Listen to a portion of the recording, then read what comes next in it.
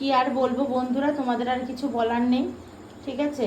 তো এই দেখো, দেখলে তো দুপুরবেলায় রিতম কীরকম ঝামেলা করলো খাওয়ার জন্য। ডিম হলে ওনার মানে খেতে ইচ্ছে করে না, ঠিক আছে, তাই নিয়ে কত ঝামেলা কত অশান্তি করলো। তো এই দেখো এখন রাত্রিবেলা চিকেন নিয়ে আসলাম, চিকেন নিয়ে এসে চিকেন করছি। এই অন্ধকারের মধ্যে লাইটটা, রান্নাঘরের লাইটটা এত ডিস্টার্ব করছে কি বলবো। এটা গরমের মধ্যে পুরো ঘেমে আর কি চান, দেখতে পাচ্ছ নাকি জানি না অন্ধকারে।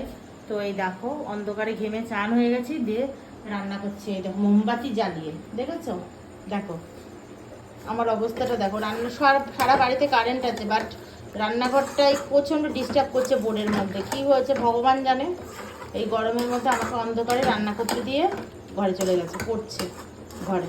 সেই দুপুরে খেলো না, সে মানে কি অবস্থা করলো জানো বন্ধুরা, কি আর বলবো তোমাদেরকে। এই দেখো বাইরে আলো আছে, ঠিক আছে, বাইরে আলো, বাট রান্নাঘরটা দেখো অন্ধকার। কি করবো